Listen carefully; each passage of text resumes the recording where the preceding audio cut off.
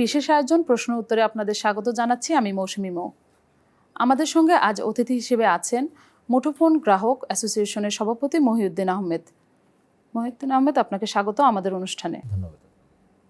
আজ আমরা বেশ কিছু বিষয় নিয়ে আলোচনা করব। তার মধ্যে ডিজিটাল অবকাঠামো ও সংযোগ বিষয়ে আমরা আলোচনা করব। দেশের প্রত্যন্ত অঞ্চলে উচ্চগতির ইন্টারনেট নিশ্চিত করতে সরকারের সুনির্দিষ্ট রোডম্যাপ কি? দেখুন, ধন্যবাদ আপনাকে। গ্রিন টিভির সকল দর্শক শ্রোতাদেরকে আমি ধন্যবাদ জানাচ্ছি এবং শুভেচ্ছা জানাচ্ছি আমাকে আমন্ত্রণ জানানোর জন্য। তো যেটা হচ্ছে, বর্তমান কিন্তু ইন্টারনেট একটি মৌলিক অধিকার। আমাদের বাংলাদেশে যদিও গত 2024 সালের পূর্বে ইন্টারনেট মৌলিক অধিকার ছিল না, আপনি জানেন। এবং ইন্টারনেট বন্ধ করার ফলে একটি রাষ্ট্রে কী ধরনের একটা বিশাল ম্যাসাকার হয়ে গেল, এবং বন্ধের ফলে বলা হচ্ছে যে $10 বিলিয়ন ক্ষতি হয়ে গেছে আমাদের রাষ্ট্রের। তার মানে ইন্টারনেটটা একটা আমাদের যেমন মৌলিক অধিকার, এখন কিন্তু জীবনযাত্রা, শিক্ষা, চিকিৎসা, স্বাস্থ্য যাই বলি না কেন, ব্যাংক, অফিস আদালত সব কিছু কিন্তু আমাদের ইন্টারনেট নির্ভর। আমাদের যে আজকে যে আপনাদের প্রোগ্রামটা হচ্ছে, এই প্রোগ্রামটা কিন্তু ইন্টারনেট ভিত্তিকই বলা চলে, কারণ এটাও আবার সোশ্যাল মিডিয়াতে যাবে, ডিজিটাল প্ল্যাটফর্মে যাবে, যার ফলে ইন্টারনেট ছাড়া কিন্তু এখন আমাদের জীবনযাত্রা অসহনীয়। বর্তমান সরকার দায়িত্বে আসার পরেই কিন্তু বলেছেন প্রত্যেক ঘরে ঘরে ইন্টারনেট পৌঁছাবেন এবং ইন্টারনেটকে সবার হাতের নাগালে সহজলভ্যভাবে দ্রুত গতির ইন্টারনেট দেবেন। এখন আসেন যে আসলে আমাদের বর্তমান ইন্টারনেটের অবস্থানটা কী। বাংলাদেশে যদি আমরা বলি যে এখন ধরেন আমাদের ডিভাইস, ইন্টারনেট ব্যবহার করার জন্য একজন ডিভাইস দরকার আছে। এই ডিভাইসের পেনিট্রেশন যদি আমরা হিসেব করি, নেয়ার দেন 58%, অর্থাৎ 42% কিন্তু এখনও আমাদের এই ডিভাইসের আওতার বাইরে রয়েছে স্মার্টফোনে। এবং ইন্টারনেট পেনিট্রেশন যদি বলি, এটাও কিন্তু অনেক কম, যদিও আমরা এখন হিসাবে বলতে পারি যে দেশে 18 কোটি ইন্টারনেট ব্যবহারকারী বিটিআরসি তথ্য মতে, কিন্তু প্রকৃতপক্ষে এটা কিন্তু সঠিক হিসাব ওভাবে বলা যায় না, কারণ এখনও যেখানে 58% এই সেবার বাইরে আছে। এবং প্রান্তিক পর্যায়ে কিন্তু আমাদের নেটওয়ার্কের অবস্থা খুবই ধীরগতির, যার ফলে প্রান্তিক পর্যায়ে যারা ফ্রিল্যান্সার আছেন এবং যারা সোশ্যাল মিডিয়াতে বিজনেস করেন, বিভিন্ন প্ল্যাটফর্মে এমএফএস করেন, এরা কিন্তু চরম একটা সংকটের মুখে আছে এবং তারা কিন্তু জীবনযাত্রা চলমান করতে পারছে না বলেই তাদেরকে কিন্তু এই গ্রাম থেকে শহরে আসতে হয় তাদের কাজের জন্য। যদি গ্রামেই যদি প্রান্তিক পর্যায়ে যদি অনলাইন সেবাগুলি তারা পেত, তাহলে তাদের নিশ্চয়ই ঢাকামুখী হতে হতো না। তার মানে সরকারের যে এখন লক্ষ্যমাত্রা, যেমন একটা সময় ছিল বিদ্যুৎ ঘরে ঘরে বিদ্যুৎ পৌঁছে দিবে, এখন কিন্তু সরকারের লক্ষ্যমাত্রা হচ্ছে যে প্রত্যেক ঘরে ঘরে এবং প্রত্যেক মানুষের হাতে একটা প্রযুক্তি সেবা, পণ্য বা ইন্টারনেটকে আমরা তাদের পৌঁছে দেবে। তার জন্য যেটা কাজ করতে হবে, আমাদের মূল ইনফ্রাস্ট্রাকচার যেটা আছে, টেলিকমের যে ইনফ্রাস্ট্রাকচার, এটি এখনও শতভাগ আমি মনে করি এটা সহনীয় না। আর দ্বিতীয়ত কথা হচ্ছে যে আমাদের এখানে কর ব্যবস্থাপনা যদি বলি, আপনি দেখছেন সাম্প্রতিক অনেক খবরে দেখেছেন যে 56% আমরা ট্যাক্স কালেক্ট করি। 100 টাকার মধ্যে 56% গভর্নমেন্ট সরাসরি ট্যাক্স নিয়ে যায়। 180 টাকা যদি আপনি রিচার্জ করেন, যদি সহজ ভালোভাবে বলি, তাহলে কিন্তু 100 টাকাই গভর্নমেন্ট নেয়, সরকার নেয়। তো এই উচ্চ মূল্যের ট্যাক্স যদি আপনি আদায় করেন, তাহলে আপনি একদিকে বলছেন যে আমি প্রান্তিক জনগোষ্ঠীর কাছে, সাধারণ জনগোষ্ঠীর কাছে আমি এই সেবা পৌঁছে দিব, আবার তার কাছ থেকে সবচেয়ে বড় রকমের আপনার সবচেয়ে উচ্চ যে ট্যাক্সটা আছে সেটা যদি আপনি আদায় করেন, তাহলে এটা সাংঘর্ষিক একটা অবস্থা দাঁড়ায়।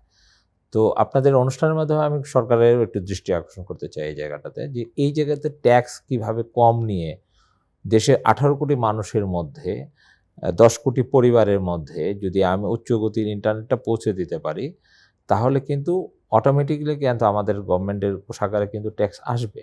সরকারি ও বেসরকারি ফাইবার অপটিক নেটওয়ার্কের সমন্বয় কতটা হয়েছে?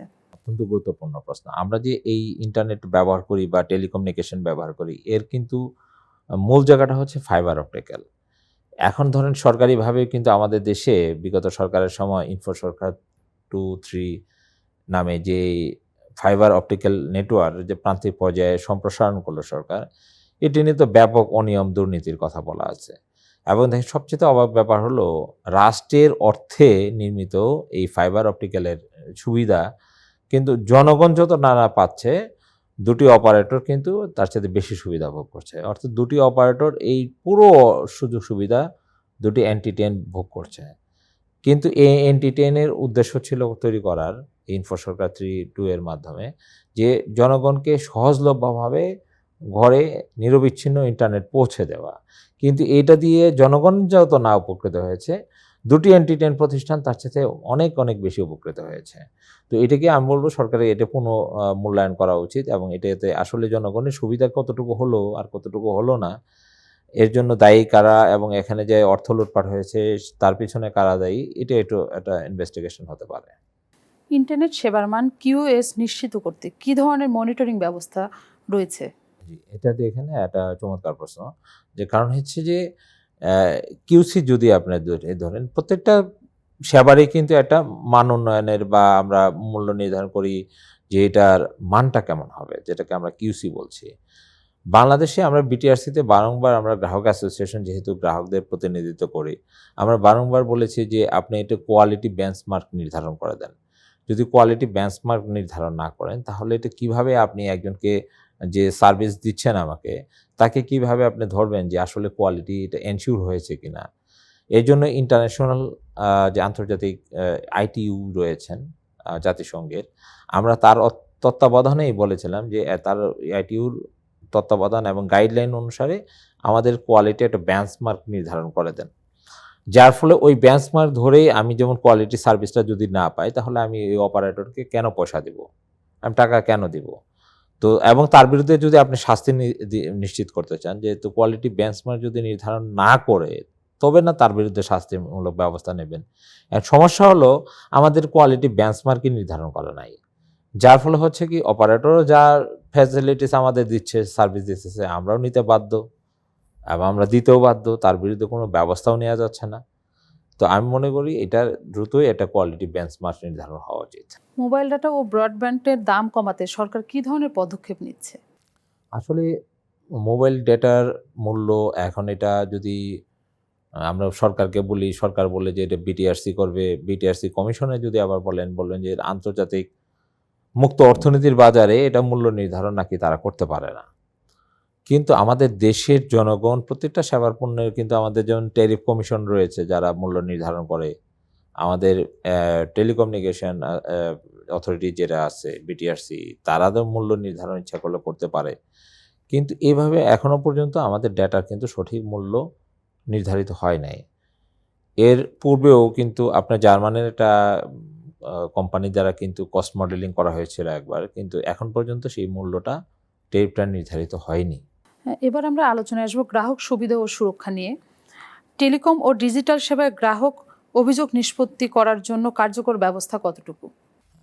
গ্রাহকের অভিযোগ নিষ্পত্তি করার জন্য যেমন টেলিযোগাযোগ নিয়ন্ত্রণ আইন 2010 সংশোধনী যেটা আছে, সেখানে 56 ধারায় কিন্তু বলাই আছে যে প্রত্যেক গ্রাহকের অভিযোগ 7 দিনের মধ্যে নিষ্পত্তি করতে হবে। যদি 7 দিনের মধ্যে টেলিযোগাযোগ নিয়ন্ত্রণ কমিশন নিষ্পত্তি না করতে পারে, যদি অপারেটর নিষ্পত্তি না করতে পারে, নিয়ন্ত্রক কমিশন চাইলে তাকে 300 কোটি টাকা পর্যন্ত জরিমানা করতে পারে কিংবা তার লাইসেন্স বাতিল করতে পারে। এখন ধরেন বিটিআরসিতে যদি আপনি যান দেখবেন যে 11-12 হাজার তার অভিযোগ রয়েছে। এখন দেশের মানুষ জানেই না যে আসলে কোথায় অভিযোগটা করতে হবে। আপনার ডাটাটা হঠাৎ করে ধরেন মোবাইলে কেটে নিয়ে গেল কিংবা আপনি কানেকশন ডিসকানেক্ট হয়ে গেল কিংবা কল ড্রপ হলো। আপনি যে অভিযোগ দায়ের করবেন, অভিযোগটা আসলে করবেনটা কোথায়? এটাও যেমন অনেক জনগণ আমাদের দেশে জানে না। তারপরেও দেখেন এই অভিযোগের স্তূপ কিন্তু এখন হিমালয় পর্বত সমান হয়ে গেছে। কারণ প্রায় 11-12 হাজার অভিযোগ রয়েছে অনিষ্পত্তি সম্পন্ন। এত সাজার একটা কঠিন আইন থাকা সত্ত্বেও এটি কিন্তু বাস্তবায়ন হচ্ছে না। তো আমি মনে করি এটা বাস্তবায়ন আমরা জনগণ দেখতে চাই। ভোক্তা অধিকার লঙ্ঘনের ক্ষেত্রে জরিমানা বা শাস্তির বাস্তব প্রয়োগ কতটা হচ্ছে? এটা হলো যে আপনি জানেন টেলিযোগাযোগের জন্য আপনি যদি অনলাইনে মানে ভুক্তভোগী হন, যেমন একটা সাধারণ পণ্যের ক্ষেত্রে ধরেন যদি এটা সাবান, শ্যাম্পু ওইগুলির ক্ষেত্রে ধরে যদি ভোগ্য পণ্যের, আপনি কিন্তু জাতীয় ভোক্তা অধিকার অধিদপ্তর আছে আমাদের সরকারের যেটা, সেখানে কিন্তু অভিযোগ করলেই 25% যদি অভিযোগ প্রমাণিত হয় তাহলে কিন্তু 25% আপনি গ্রাহক হিসেবে পাবেন, অভিযোগকারী হিসেবে। কিন্তু এই ক্ষেত্রে কিন্তু অভিযোগ দায়ের করা যাচ্ছে না। এই 18 কোটি গ্রাহক কোথাও যদি ধরেন আপনার ডেটা কেটে নিয়ে গেছে কিংবা আপনাকে কানেকশনই দেয় নাই, এখন আপনি ভোক্তা অধিদপ্তরে আপনি অভিযোগ দায়ের করতে পারবেন না। কেন করতে পারবেন না? ২০১৭ সালে টেলিকম অপারেটররা মহামান্য হাইকোর্টে একটি রিট পিটিশন দায়ের করেন যে ভোক্তা অধিকার অধিদপ্তর এই মামলা বা অভিযোগ গ্রহণ করতে পারবে না। এখন পর্যন্ত ওটা বহাল রয়েছে, যার ফলে এই টেলিকম সেক্টরে কোনো গ্রাহক আর ভোক্তা অধিদপ্তরে কিন্তু অভিযোগ দায়ের করতে পারছে না।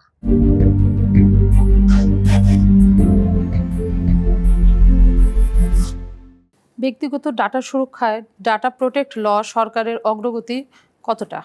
এটা দেখেন, আমাদের সংবিধানে কিন্তু ৫৩ খ ধারায় কিন্তু বলা আছে যে আপনার প্রত্যেক নাগরিকের তথ্যের সুরক্ষা রাষ্ট্র নিশ্চিত করবে। তার মানে আমার ডাটার প্রাইভেসি এখন কিন্তু একটা সবচেয়ে একটা গুরুত্বপূর্ণ ইস্যু। কিন্তু আমাদের দেশে কিন্তু নাগরিকরা তার তথ্যের সুরক্ষা পাচ্ছে না। আপনি দেখবেন হ্যাকাররা বলেন, স্ক্যামার বলেন, আপনার যত্রতত্র আপনার তথ্য হাতিয়ে নিচ্ছে এবং সেই তথ্যকে কেউ ব্যবসা করছে বাইরে বিদেশে, কিংবা ধরেন অনেকে হ্যারাস করছে, তার তথ্য চুরি হয়ে যাচ্ছে। রাষ্ট্রের যেখানে সংবিধানে বলা আছে আপনার ডাটার তথ্য দিতে হবে, সুরক্ষা দিতে হবে, তো এটাও সরকারের বিভিন্ন ধরনের আইন রয়েছে। যত অন্তর্বর্তী সরকারের সময় ডাটা সুরক্ষা আইন তৈরি হলো নতুন করে, কিন্তু আইনে শুধু সীমা যদি থাকেন তাহলে আইন দিয়ে কিন্তু অপরাধীকে শাস্তি দিতে পারবেন। তার জন্য যেটা দরকার এখন প্রযুক্তির যুগে, ওই অপরাধীকে অপরাধ নিষ্পত্তি করার জন্য বা অপরাধীকে ধরার জন্য আপনাকে প্রযুক্তিগত সক্ষমতা তৈরি করতে হবে। আইন দিয়ে এখন অপরাধীকে আপনি শনাক্তও যেমন করতে পারবেন না, তাকে শাস্তিও দিতে পারবেন না। আইন হচ্ছে আপনার ওই মানে কৃষকের গরু যেরকম কেতাবে থাকে, গেরস্থের গোয়ালে থাকে, ওই রকম হবে। আপনাকে আইন ইমপ্লিমেন্ট যেমন করবেন, আইনের দরকার আছে, পাশাপাশি আপনাকে প্রযুক্তিগত সক্ষমতা অর্জন করতে হবে। নাগরিকদের সাইবার নিরাপত্তা নিয়ে জাতীয় পর্যায়ে কি কি পদক্ষেপ নিচ্ছে? আসলে আমাদের সাইবার সুরক্ষার জন্য রাষ্ট্রীয়ভাবে নাগরিকদের সাইবার সুরক্ষার জন্য খুব একটা কোনো আমরা কিছু চোখে দেখি না। যেমন সরকারের জন্য প্রচুর জনসচেতনতা সৃষ্টি করার জন্য অ্যাওয়ারনেস প্রোগ্রাম করা দরকার। আমরা বারংবার সরকারকে তাগিদ দিয়েছি যে আমাদের যে SOF সোশ্যাল অব্লিগেশন ফান্ডে যে বিপুল পরিমাণ অর্থ পড়ে আছে, সেখান থেকে খরচ করতে পারেন। আপনি টেলিভিশন চ্যানেলগুলি মাধ্যমেও আপনাদের এই বিভিন্ন আচার অনুষ্ঠানেও কিন্তু আপনাদের সরকার উদ্বুদ্ধ করতে পারে এর প্রচারণার জন্য। এটা না করার ফলে হচ্ছে যে, যেমন ধরেন আমাদের নাগরিকরা প্রতিনিয়ত কিন্তু সাইবার বুলিংয়ের শিকারের পাশাপাশি আপনার বিভিন্ন ধরনের স্ক্যামারদের হয়রানির মুখোমুখি হচ্ছে। এটা সামাজিকভাবেই উদ্যোগ গ্রহণ করা উচিত এবং সরকারকে সেটা করতে হবে। সরকারি সংস্থাগুলোর ডাটা সুরক্ষা প্রতিরোধে কি ধরনের নিরাপত্তা প্রোটোকল আছে? ধরুন, সরকারের তো আসলে তথ্য নিরাপত্তার জন্য যথেষ্ট ব্যবস্থা রয়েছে। তাদের নিজস্ব অনেকগুলি আইনশৃঙ্খলা বাহিনীর এবং বিভিন্ন ধরনের দপ্তর অধিদপ্তর রয়েছে। কিন্তু তারপরেও আমরা মাঝে মাঝে লক্ষ্য করি, যেমন ধরেন বাংলাদেশ ব্যাংকের অর্থই আপনার চলে গেল, বিদেশে থেকে বসে স্ক্যামাররা নিয়ে গেল প্রায় 800 কোটি টাকা। আমরা কিন্তু সুরক্ষা দিতে পারিনি। ঠিক একইভাবে আমরা অনেক সময় আমাদের এই যে ভোটার আইডি কার্ডের, NID কার্ডের তথ্য কিন্তু বছর দুয়েক আগে বিদেশে বসে বিক্রি করেছে। আমাদের নাগরিকদের তথ্য প্রায়ই কিন্তু সরকারের বিভিন্ন প্রতিষ্ঠান থেকেও কিন্তু এগুলি ওয়েবসাইটে সচরাচর দেখা যায়। তার মানে সরকার যে তার ডাটা সুরক্ষা সম্পূর্ণভাবে নিশ্চিত করতে পারছে সেটা আমি বলবো না, কিন্তু সরকারের আরও সচেতন হওয়া উচিত। তার নিজস্ব প্রতিষ্ঠানের পাশাপাশি নাগরিকদের এবং সরকারি বেসরকারি প্রতিষ্ঠানগুলোর নিরাপত্তার জন্য সরকারের ব্যবস্থা গ্রহণ করা উচিত। সব সরকারি সেবা কতটা অনলাইনে আনা হয়েছে এবং সেগুলোর ব্যবহার কতটা? আমি যদি বলি, সরকারের অনলাইন সেবাগুলি এখন পর্যন্ত যদি শতভাগ জনগণের সুবিধার আওতায় বলেন, তাহলে এখনও প্রায় 50% সেবার বাইরে রয়েছে। আমি মনে করি এই সেবাগুলিকে আরও সহজীকরণ করা উচিত, যাতে সাধারণ মানুষ অনলাইন সেবাগুলি পায়, বুঝে, এবং এগুলি সম্পূর্ণ টুল ফ্রিও করে দেওয়া উচিত জনগণের সুবিধার্থে। ওয়ান স্টপ সার্ভিস বাস্তবায়নে অগ্রগতি কতটুকু? ওয়ান স্টপ সার্ভিস কিন্তু সরকার সব প্রতিষ্ঠানে নেই। এমন ধরেন আমরা নিয়ন্ত্রণ কমিশনেই বারংবার অনুরোধ করেছি, টেলিযোগাযোগ অধিদপ্তর মন্ত্রণালয়কে বলেছে যে আপনারা একটা ওয়ান স্টপ সার্ভিস করেন, যেখানে সকল অভিযোগ একটা জায়গায় একজন ব্যক্তি গ্রাহক একটা জায়গায় অভিযোগ দায়ের করবেন এবং সেখান থেকেই সে অভিযোগের সুরাহা ওখান থেকে পাবেন। এটাকে আমরা বলেছি যে ওয়ান স্টপ সার্ভিস। এখন যেটা হয়, যেমন ধরেন আপনি যদি সিটি কর্পোরেশনে যান, আপনাকে বিভিন্ন দরজায় দরজায় আপনাকে করতে হবে। সরকারি বিভিন্ন প্রতিষ্ঠান, যেন আমাদের টেলিযোগাযোগ নিয়ন্ত্রণ কমিশনে যদি যান, একটা অপারেটরের একটা অভিযোগ নিয়ে, সেখানেও কিন্তু ওখান থেকে দেখবেন অপারেটর কাছে যেতে বলবে, একবার অপারেটর আবার এখানে যেতে বলবে। আমরা বলেছি যেটি একটি আমব্রেলার নিচে আনেন, একটা ওয়ান স্টপ সার্ভিস করেন, যেখান থেকে সকল সুযোগ সুবিধা একটা ব্যক্তি বা গ্রাহক যেখান থেকে নিষ্পত্তি করতে পারে। তো এটা এখনও আমরা আলোর মুখ দেখিনি বলা চলে। অনলাইন সেবায় দুর্নীতি ও ঘুষ প্রতিরোধে কী ধরনের ব্যবস্থা নেওয়া হয়েছে? অনলাইনে তো আসলে হয়েছে কি জানেন, যে মানে আমাদের ধরেন অ্যাপ কমার্স, ই কমার্সে, অনলাইনে তো বিগত সময়ে একটা বড় রকমের পুকুর ডাকাতি বলেন, চুরি বলেন, এগুলি হয়ে গেছে। একটা বড় রকমের ডিজাস্টার হয়ে গেছে বাংলাদেশে। ই কমার্সে যেখানে প্রায় 8,000 কোটি টাকার মতো একটা সম্ভাবনা ছিল, 8-10 হাজার কোটি টাকার মতো যে বাজার ছিল, সেটি কিন্তু একদম একটা লুটপাটকারী এক দল এটা কিন্তু একদম অপব্যবহার করে অনলাইনের প্রতি একটা মানুষের আস্থায় চলে গেছে। আবার আরেক শ্রেণীর মানুষ সুবিধা ভোগ করেছে। আমরা অনলাইনে কিন্তু অনেক ধরনের সার্ভিসের আমরা সুবিধাভোগীও। ঘরে বসে আমি ওষুধ কিনছি, আমার নিত্য প্রয়োজনীয় পণ্য পাচ্ছি, বিভিন্ন ধরনের হেলথ, এডুকেশন বলেন, সব ধরনের সার্ভিস, ব্যাংকিং সুবিধা পাচ্ছি। অনলাইন সুবিধা যেমন আমাদেরকে অনেক জীবনে সুখ স্বাচ্ছন্দ্য এনে দিয়েছে, পাশাপাশি এক ধরনের প্রতারক চক্র কিন্তু অনলাইনে জীবনযাত্রাকে মারাত্মকভাবে হুমকির মুখে ফেলেছে। তো এটিকে অনলাইনে এটাকে শতভাগ নিশ্চিত করতে হবে আপনাকে, যে এই মাধ্যমটা শতভাগ আপনাকে নিরাপত্তা দেবে। রাষ্ট্রকে এই উদ্যোগটা গ্রহণ করতে হবে, তাহলে আগামী দিনে আরও বিপুল সম্ভাবনা তৈরি হবে অনলাইনে, এবং সরকার এখান থেকে প্রচুর পরিমাণ অর্থ রোজগার করতে পারবে। জি, আমি সেই প্রসঙ্গে আসছিলাম। ডিজিটাল অর্থনীতিতে জিডিপিতে কত শতাংশ অবদান রাখছে? আমি যদি ধরি টেলিকমে প্রায় কিন্তু আপনার 10% আমরা জিডিপিতে রয়েছে। যদি অল ওভার যদি আমি বলি যে অনলাইন এবং ডিজিটাল অন্যান্য ইকোনমিক্স যদি ধরি, প্রায় ধরেন $20 বিলিয়ন আমাদের তো হবেই কাছাকাছি আমাদের জিডিপিতে। স্টার্টআপ ও আইটি উদ্যোক্তাদের জন্য কর ও বিনিয়োগ সুবিধা কতটা বাড়ানো হয়েছে? হ্যাঁ, স্টার্টআপে আমাদের এখন বর্তমানে গত 5ই আগস্টের পরে স্টার্টআপে কিন্তু বড় রকম একটা হুমকির মুখে পড়েছে। অনেক স্টার্টআপ কোম্পানি বন্ধ হয়ে গেছে এবং অনেকে দেশ ছেড়ে চলে গেছেন, এবং নতুন যারা স্টার্টআপে আসতে যাচ্ছে তাদের জন্য একটা চ্যালেঞ্জ হয়ে দাঁড়িয়েছে। তো স্টার্টআপে এমনিতেই একটা চ্যালেঞ্জিং একটা জায়গা। তো আমি মনে করি এই ব্যাপারে সরকারের একটা বিশেষ স্কিম নিতে হবে, যে নতুন নিউ স্টার্টআপ যারা আসবে তাদেরকে বিশেষ সুযোগ সুবিধা যা কিছু দেওয়ার। আমি মনে করি যে কর থেকে শুরু করে, ইনফ্রাস্ট্রাকচার তৈরি করা থেকে শুরু করে, এবং ল অ্যান্ড ইনভেস্টমেন্ট, এগুলি সবগুলি ব্যাপারে তাকে এনশিওর করতে হবে গভর্নমেন্টকে, যাতে করে নতুন স্টার্টআপরা পাশাপাশি আরও যারা আসতে চায়, নিউ কামার যারা, তারাও যাতে উৎসাহিত হয়। এই ইন্টারনেট ব্যবহার করে শিক্ষা ও দক্ষতা উন্নয়ন কিভাবে হচ্ছে সেটা নিয়ে আমরা এবার আলোচনা করব। স্কুল কলেজ পর্যায়ে ডিজিটাল শিক্ষা বাস্তবায়নের বর্তমান অবস্থা কি? আসলে আমাদের দেশে কিন্তু এখন ধরেন আইসিটি কিন্তু পড়ানো হয় বাধ্যতামূলকই, কিন্তু আপনি ধরেন ক্লাস 5 থেকেই মনে হয় পড়ানো হয়, যে প্রাইমারি থেকে একদম এইচএসসি পর্যন্ত কিন্তু প্রায় বাধ্যতামূলকই। প্রত্যেকটা ক্লাসে বা শ্রেণীতে কিন্তু আইসিটি একটা সাবজেক্ট রয়েছে। কিন্তু বাস্তবতা কি? বাস্তবতা হচ্ছে এক প্রকার আমরা পাঠ্যপুস্তকের মধ্যেই তাদেরকে, এই শিক্ষার্থীদেরকে আবদ্ধ করে রেখেছি। তাদের বাস্তবে এই টেলিকম, আইসিটি পড়ানো বা শিক্ষা দেওয়ার মতো উপযোগী প্রতিষ্ঠান বা শিক্ষা প্রতিষ্ঠান আমরা এখনও তৈরি করতে পারিনি। যার ফলে যদি এটা তৈরি করা যেত, তাহলে কিন্তু আমাদের এই যে আমরা বিদেশে যেমন ধরেন অশিক্ষিত, অদক্ষ শ্রমিক পাঠাচ্ছি, আমাদের যদি উচ্চ মাধ্যমিক থেকে যদি ঝরেও পড়তো আমাদের শিক্ষার্থীরা, তাদেরকে যদি আমরা বিদেশে এরকম দক্ষ শ্রমিক বা প্রযুক্তি বান্ধব করে পাঠাতে পারতাম, এই শিক্ষাটা প্রকৃতপক্ষে তাদেরকে শিক্ষা দিতে পারতাম, তাহলে কিন্তু আমরা প্রচুর পরিমাণ বৈদেশিক মুদ্রা অর্জন করতে পারতাম। কিন্তু আমাদের যে শিক্ষা ব্যবস্থাটা এটা হচ্ছে যে শুধু কাগজের মধ্যেই, ওই বই পাঠ্যপুস্তকের মধ্যে সীমাবদ্ধ। বাস্তবতাতে দেখবেন যে কোনো শিক্ষার্থী কিন্তু আইসিটি সম্পর্কে ভালোভাবে ওয়াকিবহাল না। আইটি ও প্রযুক্তি খাতে দক্ষ মানব সম্পদ তৈরিতে জাতীয় কর্মপরিকল্পনা কি আছে?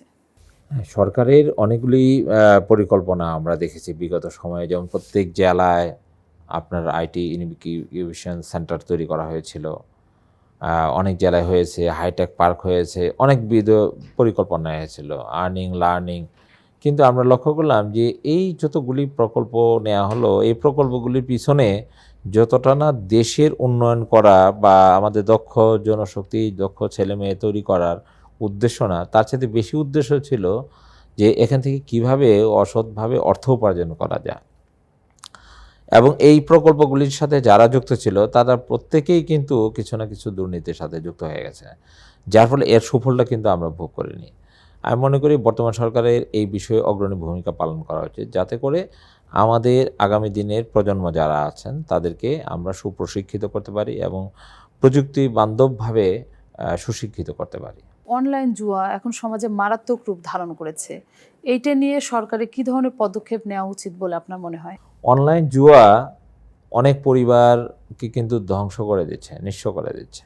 অনলাইন জুয়া কিন্তু নিষিদ্ধ, আমাদের দেশে নিষিদ্ধ। অর্থাৎ নিষিদ্ধ জিনিস যদি আপনি ব্যবহার করেন তার মানে কি আপনার চরম শাস্তি আছে, মৃত্যুদণ্ড পর্যন্ত আছে। জামিন অযোগ্য কিন্তু অপরাধ, আপনি জামিন পাবেন না কোর্টে। এখন তাহলে এটা অনলাইনে এটা বন্ধ হচ্ছে না কেন? সরকার চাইলে তো বন্ধ করতে পারে, এমন না এটা বাজারে কিনতে পাওয়া যাচ্ছে। এটা আমি তো অনলাইন ডিভাইসে ব্যবহার করছি। কারণ হচ্ছে যে আমাদের সরকারের যে প্রতিষ্ঠানগুলি এর জন্য দায়িত্ব আছে তারা আসলে এর জন্য যোগ্য না, মানে তার সামর্থ্যের একটা বড় ঘাটতি আছে।